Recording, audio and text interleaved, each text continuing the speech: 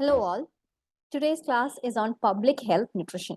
This is a very important topic. A lot of questions come from this area because it's about different policies, different institutions which cater to nutrition in our country and also globally. Okay, so we'll be discussing about different agencies which are dealing with nutrition, public health, etc.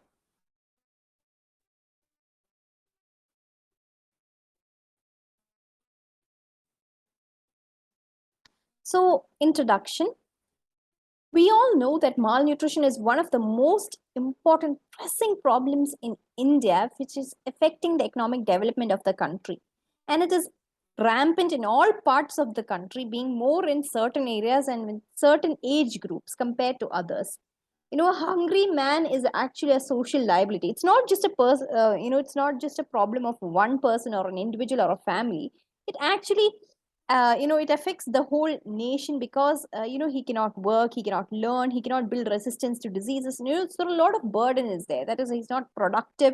Thus, he or she is, it retards economic and social development of the nation. So hunger is not one man's problem. So it affects a lot of things in the society, nation building, etc. So that is why it's not just the humanitarian aspect of it. For the economic social development, it is very important to address the problem of hunger or malnutrition. So a lot of programs have been set up for by the government, by the governmental agencies to tackle this problem at different levels. Now we'll be discussing about the major ministries which are involved and what are the different schemes, the programs that are given to the for the public, so that to tackle the malnutrition problem. The first, of course, the most important ministry is the Ministry of Health and Family Welfare, which is the apex body, which is responsible for public health as such.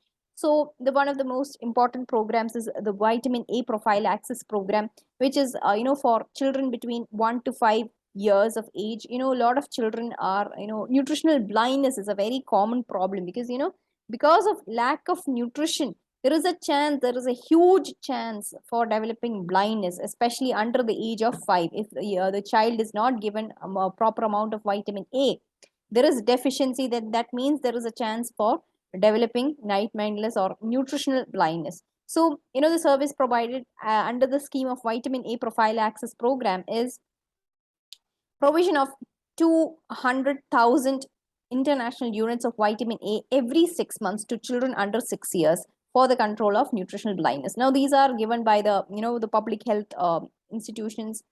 We have these public health centers, right? At different panchayat levels, we have different clinics. They are the clinics which are primary health centers, we say. So these PHCs will provide vaccinations, will provide these vitamin A drops, etc., which is for these children between the age of 1 to 5 years. Then there is prophylaxis program against nutritional anemia. Preschool children, pregnant women, lactating women are all the target groups of this program. And they are given iron and folic acid tablets for preschool children, pregnant, nursing women to combat nutritional anemia. So this is a very common thing, and we can see there is the public health centers distribute iron and folic acid tablets to all these target group people. Next one is the iodine deficiency disorders. Now, iodine deficiency disorders, especially for people who are living away from the sea. So what happens is there is a tendency to develop goiter, which is something related to deficiency of iodine. So when a person has deficiency of iodine, there is a chance for developing goiter. So in order to avoid such a situation, the service is to control iodine deficiency disorders. There is a huge pan country or pan India level program to iodize salt, because it is fortification is the main way in which iodine can be ensured to each and every person in the country. That is, fortification is very important because instead of giving iodine tablets or anything, you are actually providing iodine through the diet itself, because you are giving it in salt. Salt is something that is used by everybody, rich and poor, no matter who you are, you use salt. So salt, that is why salt is being fortified with iodine, so that it is reaching everybody. Okay, so that there is no chance for iodine deficiency disorders. So as like after the iodization of salt, the iodine deficiency disorders have come to a, it has decreased to a very good extent.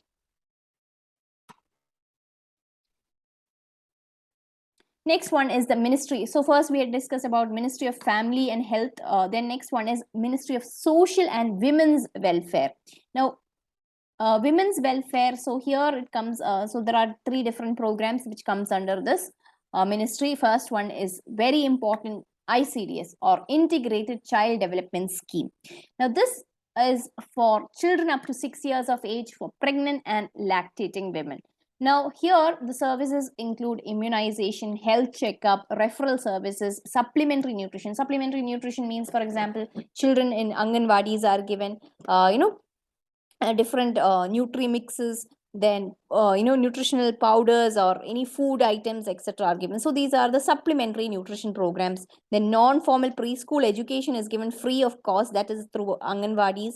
Then nutritional and health education is given for women of 15 to 45 years of age. This is like given by, different classes are organized by the Anganwadi, the Asha workers, Anganwadi teachers. So the ICDS people, ICDS supervisors are, they're responsible for bringing out such programs, in conducting such programs every now and then. Periodically they have to monitor such activities. The next one is a special nutrition program, SNP. So this is for the target group is 0 to 6-year-old children, expectant and nursing mothers in urban slums, tribal and rural areas. So here you see urban slums are covered, tribal and rural areas are covered. We are not talking about the cities here. So special nutrition program is, they are giving supplementary food like 300 to 500 calories, 10 to 20 grams of protein are given daily to children and mothers respectively for 300 days a year. So this is the special nutrition program. The next one is the Balwadi nutrition. Now this is for pregnant and lactating mothers in severely affected drought and flood areas, like when there is a calamity or etc. So such different packages are given. They are given special nutrition therapy, blankets or clothes. Then drinking water is provided, health and nutrition education is provided, etc. Next one is the Ministry of Rural Development. That is the fourth ministry coming.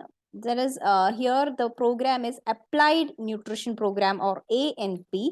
Now the target group is preschoolers, pregnant and lactating women.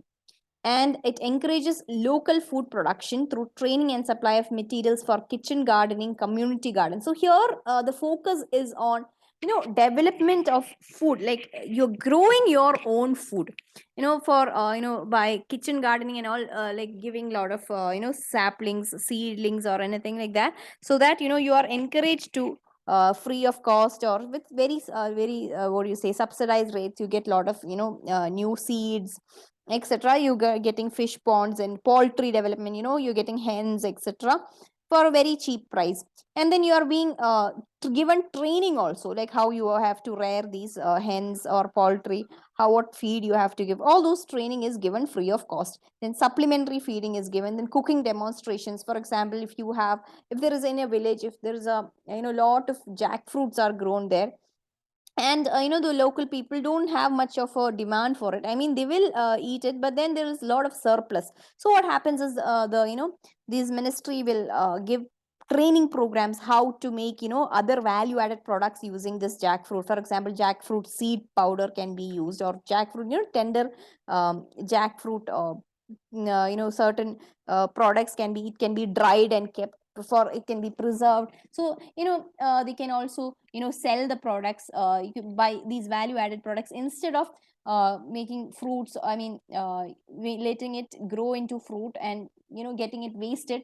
You can make a lot of other products out of it, or even making jam or jelly out of preserved fruit varieties, etc. So they are giving a lot of training on all these aspects. Now the next is Ministry of Agriculture and Corporation. So this is also, there are programs of the Food and Nutrition Board. So here this is general, there is no such thing as any target group. Now the Ministry of Agriculture is all about promotion of different types of foods, fortifying foods, nutrition education, audiovisual aids. They have a lot of Krishi Vigyan Kendra and all those things which conducts a lot of surveys, formulation of dietary what do you say, balanced diets, etc., by giving a lot of training to making use of underutilized fruits, vegetables, pulses, cereals, etc., making use of certain things, making different products out of it, making people aware of certain foods which are which are commonly seen, which are underutilized, etc. So these are the different ministries and different programs which are which the government in the government level has initiated for the tackling of this hunger problem. So you see, there are certain other programs which are specifically for certain problems. Like there is the National Vitamin A Prophylaxis Program, which is definitely for vitamin A. As mentioned earlier, the 200,000 units of vitamin A is given once in 6 months to children between 1 to 5 years. This is by the Ministry of Health and Family Welfare. And this is they are providing it through the network of primary health centers and sub centers. Like once in a month they will be having some date for immunization date will be given, and then you are asked to go there, and the child will get this dose of vitamin A.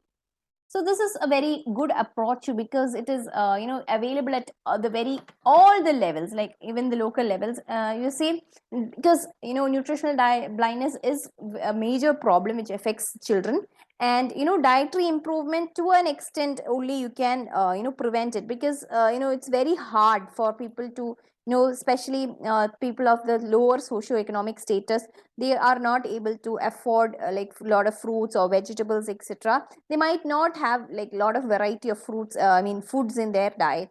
They might be just eating some cereals, etc. So vitamin A prophylaxis program brings a solution to that. The National Anemia Control Program also, this is also specifically for tackling the problem of anemia. This is something which has it gives high rate of prenatal mortality. Premature birth are all due to anemia. So there is like before, inside the womb itself, the child is dying because the mother is not having enough blood. There is not much of iron is deficient, so such problems can happen in premature birth.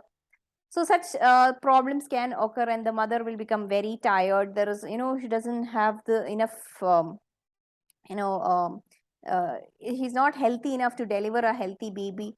So this here also the primary health centers will provide iron and folic acid tablets free of cost to these pregnant women. The National Iodine Deficiency Control Program, as mentioned earlier, of the 120 million people living in this, endemic region. So endemic region means those regions which are far away from the sea areas. So those areas, 1/3 of the people who are living there have this problem of goiter.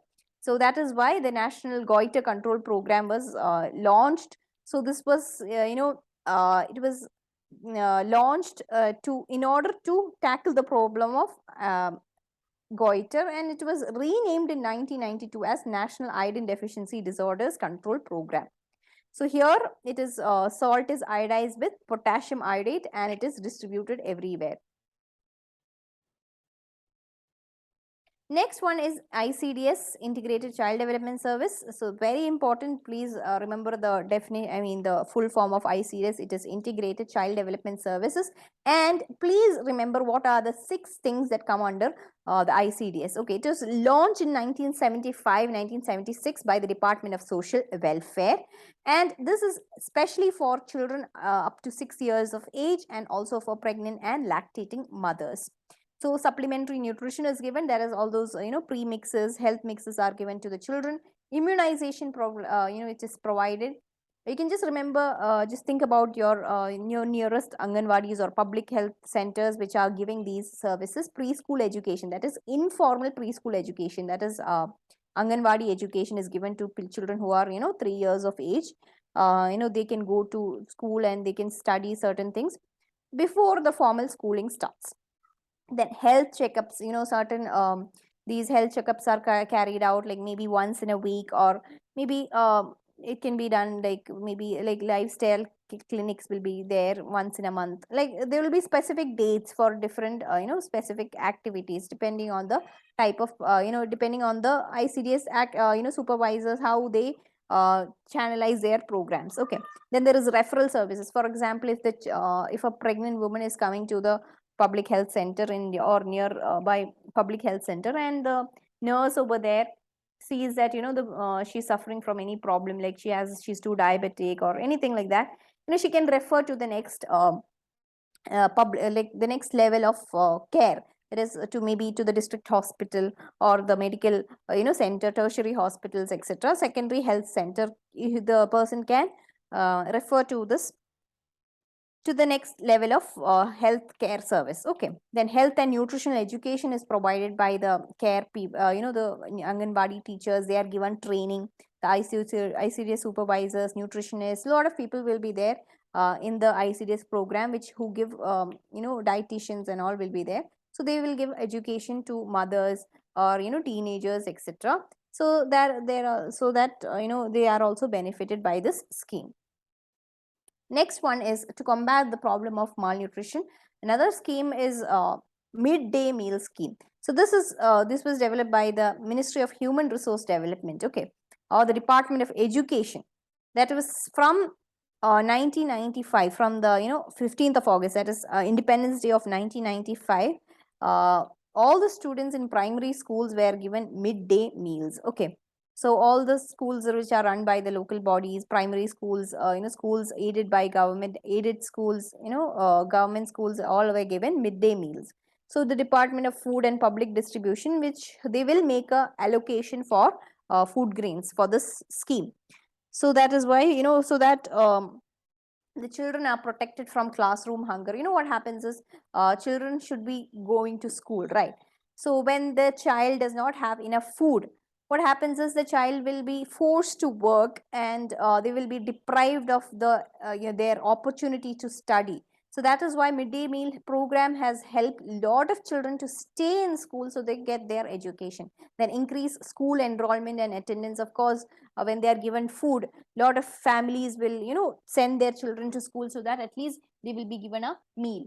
Then improved socialization among children belonging to all castes, because they'll be sitting together and eating, so there is no difference in the food, everybody is given the same food. Then of course it addresses the problem of malnutrition, and of course there is social empowerment through provision of employment to women, because women are employed in the kitchen and all. So from the backward society, backward areas of the society, a lot of women will be getting employment due to this midday meal program. These were the direct nutrition programs, that is by providing food or nutrition as such. Those were the programs we had discussed, like iodine, vitamin A, iron, midday meal, etc. Now we'll come to the indirect nutrition program. What do you mean by indirect? Something which has something to do with, it will eventually help in tackling the problem of malnutrition, but it is not very direct. So let's see what all are there. First one is family welfare program. Now family welfare program means family how family planning, family welfare, family education, all those things are very important, because family size has a lot to do with problems of malnutrition. If the family size is really big, it will be very hard to provide for each and every member. So people are encouraging smaller families, so that the problem of malnutrition can be addressed to a great extent. The next one is universal program of immunization, promotion of health care. If you give good health care, if you give proper immunization and all, people will be healthy. And if you are like, if when you are having fever or any disease condition, what happens is your health becomes bad, your nutritional status becomes bad. So that is why when you are healthy, when healthcare is good, people will be more healthy, and the malnutrition problem will be lessened. Then provision of safe drinking water, improvement in sanitation. So drinking water, like for example, certain areas like slum areas and all, if they are given good drinking water, they will be if they are getting safe drinking water, they have this they will be saved from a lot of diseases like typhoid, cholera, a lot of diseases which comes because of bad drinking or unsafe drinking water. Gastroenteritis, a lot of problems come because of lack of sanitation. So providing good sanitation, providing safe drinking water will help in promoting nutrition in an indirect manner.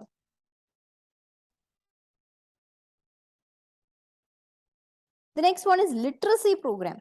Literacy is something to do with education. So if you are providing literacy, if you are providing education, there is a chance that you are giving more opportunities for a person to learn and to use their knowledge for their own benefit.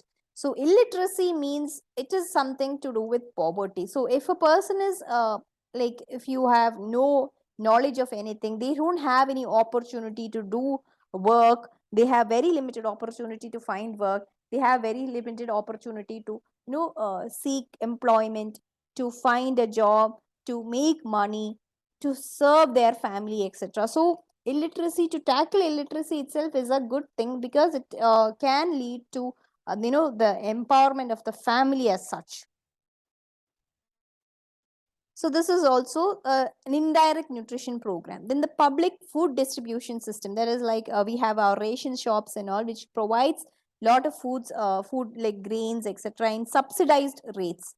So the food ration system is a very good important system by which you can tackle the problem of malnutrition by giving foods in very cheap rates. Different the food grains, essentials are given at a very cheap rate. The next one is income generating program. Now, poverty is one of the most important causes of undernutrition. So, if you are able to increase the income of family or the purchasing power of women, you have a direct impact. Like, you can decrease hunger and undernutrition to a very great extent. That is like if you are giving a lot of how to make them independent, how to make them earners, how to earn, how to make income, like especially women. Like when women are heading the they are generating income, means they'll be able to serve their family better, so that they are their family can be better nourished. So these were the different indirect methods. Now we'll be discussing about the different institutions for public health nutrition. What are the different institutions? So the first one is Indian Council of Agricultural Research, or ICAR. Now, ICAR is an autonomous organization under the Department of Agriculture, Research and Education, which is under the Ministry of Agriculture, Government of India. So this was established in 1929. Okay. And so it has its headquarters in Delhi, and it is an apex body for coordinating different research, education in agriculture. Like, it also includes horticulture, fisheries, animal sciences, etc. There are like many institutes, like 90 ICAR institutes are there, 45 agricultural universities are there. So it is one of the largest national agricultural systems in the world. That is our Indian Council of Agricultural Research. So this is mainly involved in developing of agriculture. It has had a good role in green revolution, that is to increase the food production, food grain production, increase national nutritional security, that is to ensure food grains are supplied to all. So a lot of new technology is being utilized, so that scientists are working together to improve yield of crops, then improve the harvestability, the pest resistance, and many other properties, so that you are given more food at a less cost. Next one is Indian Council of Medical Research. Now, ICMR is something to do with health. So it is about biomedical research. Now, this is also related to national health policy, improving the overall health. So a lot of things are established it was established in 1911, which is the oldest medical research organizations in the world, to conduct and support medical research. Under ICMR comes National Institute of Nutrition and all. So so it has a very important role in nutrition education and nutrition research in India. So what are the different objectives of ICMR? So all are nutrition education or nutrition information. The main source, or the most authoritative source, is ICMR in our country. Okay. So when we have any doubts in nutritional quality or anything of that sort, like any new information you want about any foods or anything, you go to the ICMR site or National Institute of Nutrition site, etc. So what are the different objectives of ICMR? So here you see, make scientists aware of the need and responsibility to protect new knowledge, generated through intellectual property rights. For example, like when certain scientists have improved any, has found out any method for cultivating of crops or anything, they should also be given credit by giving them patent, etc., so that they are protected, their new knowledge is protected, so that others won't get the credit. For example, like long time back, what happened is, even though basmati rice is being grown in India so much, but what happened is the patent is for patent was taken by a foreign country. Okay, so that is because of our lack of awareness from our part. So such things should be avoided, so that the scientists are given the credit that is due to them. Then to develop procedures to capture, protect new intellectual property, etc. The intellectual property here means like when you have certain new methods you're generating, or you have a new process for example, you have developed a new product from, for example, for drying of fruits or vegetables, you have developed a new technology. Okay, scientists in some certain research institution had they have developed a new technology, a new machine has developed, so that is their intellectual property, right?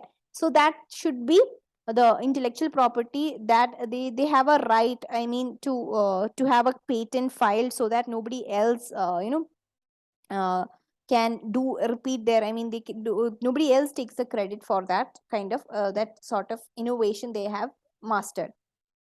To provide then they are giving scientists different information related to patents, etc., then to provide technological advice, expertise and services, so that ICMR scientists can file patents in India, abroad.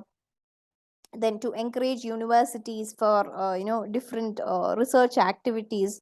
Then also those are related to public health and all, they have lot of new inventions, new sciences, new technology which is being developed every day.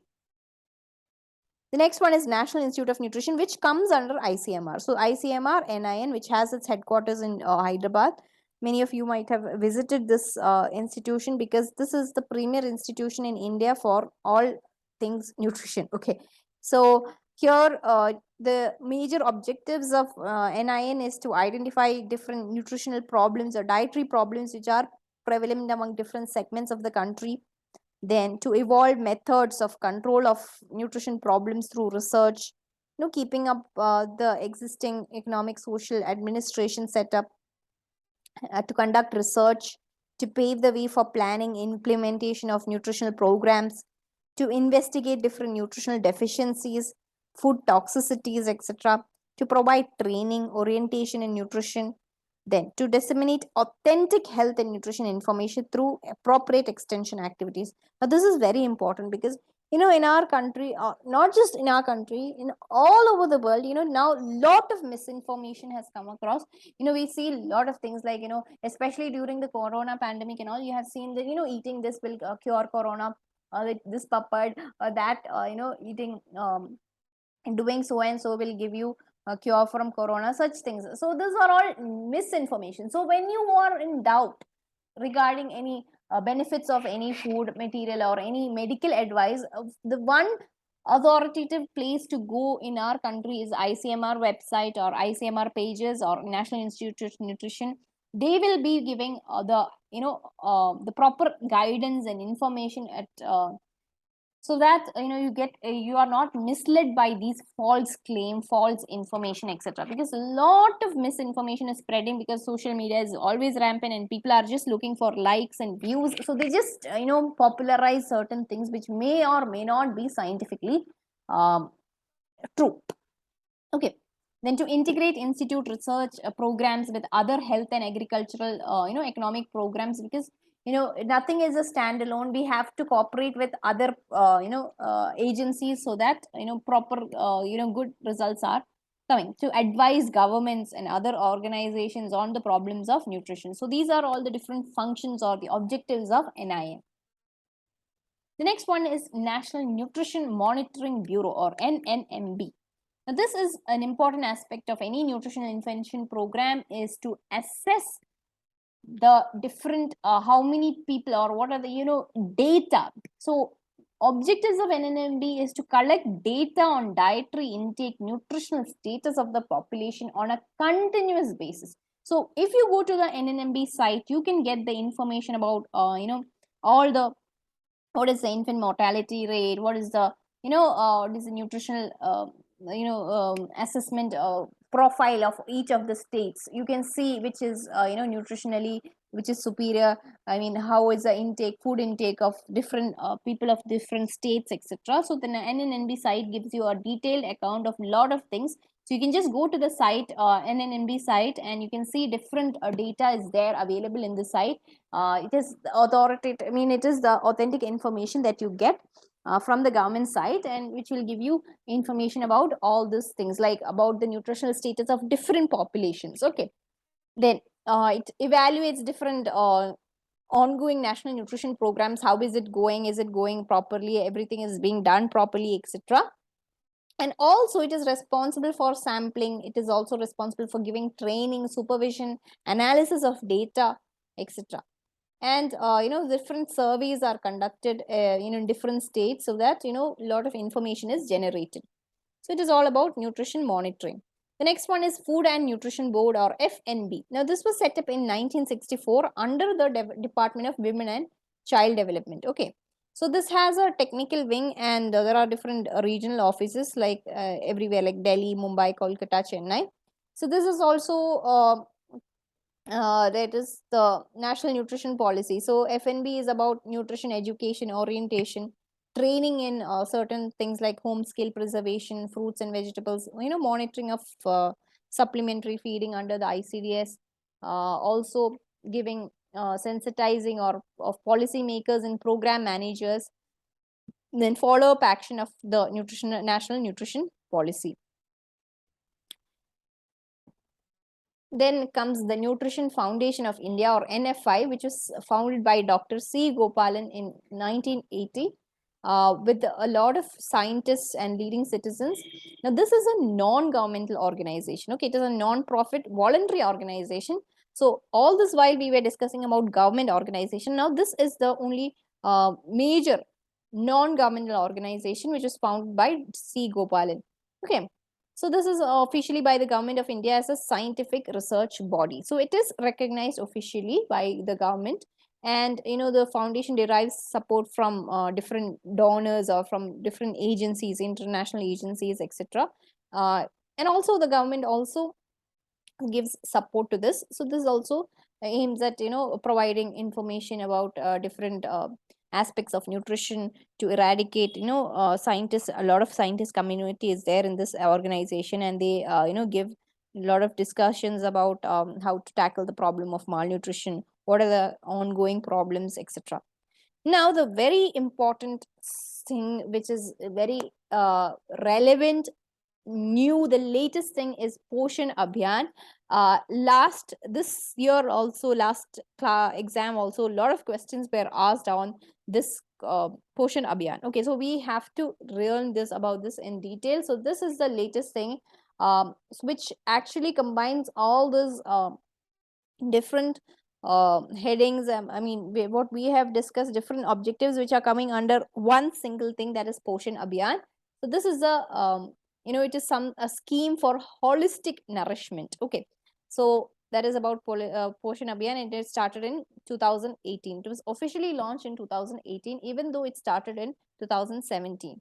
Okay, so this is the Government of India program, and the most important objective is to reduce the level of undernutrition and to improve the nutritional status of children in the country.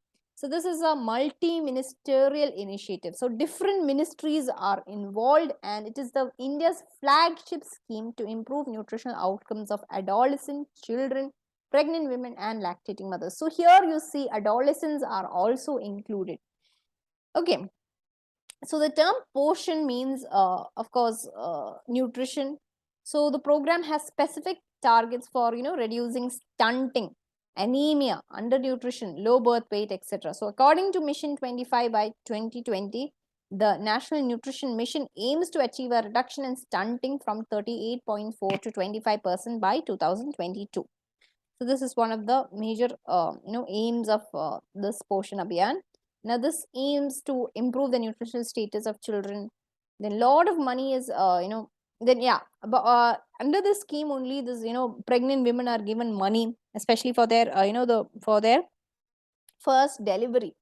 So, so I think an amount of 5,000 rupees is transferred directly to the account of the pregnant mother, I mean after her delivery, of course, and for that, so that she can take good care of her child. No, that is also there. So try about 8,800 crore has been transferred to bank accounts of over 2 crore poor pregnant women. So this is for, so this was a program that was launched in 2018. Then about 10 lakh, Anganwadis have provided with growth monitoring devices. A lot of under the scheme, this Anganwadis have got different, weighing machines. They have different, schemes for improving the nutritional status of their children. Then mobile phones for the Anganwadi workers, so that they can keep good track of this, their beneficiaries. So they are all monitored with the help of Poshan Tracker. So the mission also encompasses mapping of various schemes, related to different monitoring systems and all. They are using a lot of programs and all, like even using information communication technology for different programs. And also it combines a lot of other schemes like Pradhan Mantri Madru Vandana Yojana, Janani Suraksha Yojana, scheme for adolescent girls, Swachh Bharat, PDS, Public Distribution System, National Health Mission, etc. So all together, it is actually giving a lot of importance to nutrition. So that is why there are also Anganwadi centers have been giving incentives. Then different. It has become really high tech. The Anganwadi workers are given mobile phones to track the the progress of different things, etc. So a lot of things have happened because of this Poshan Abhiyan. Okay. So what are the different specific targets of National Nutrition Mission? Actually, it is reduce stunting by 2% annually every year.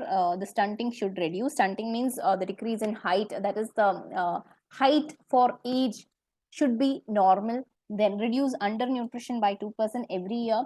Reduce anemia by 3%. Reduce low birth weight by 2%.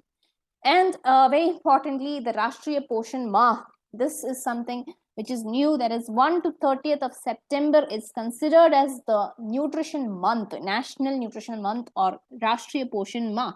So the whole of September is all about nutrition in India.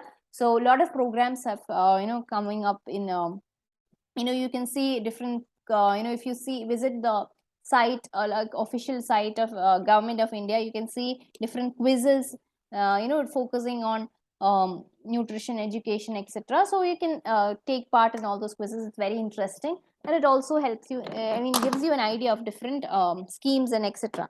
Okay, gives you a very good idea. You can also share it with your family and friends, so they are also getting information about nutrition. So, Poshan Abhiyan or National Nutrition Mission is under the 7 pillars. First one is ICDS, CAS, Common Application Software is there, as I have mentioned earlier. All the Anganwadi workers and all are given smartphones which has these trackers and all that. Then there is training and capacity building, training of these ASHA workers and all. Then grievance redressal, that is if there is any problem, they have methods to address those issues of nutrition concern. Then innovations, different products, different technology, incentives, different, the Anganwadi or Asha workers are given a lot of incentives for different, for their different, what do you say, activities. Then behavioral change. So that is also very important. You need to have not just knowledge, but you should also be encouraged to change the certain behaviors which can be detrimental for for our health. Then convergence of different schemes, etc. So these are the different pillars of the Poshan Abhiyan.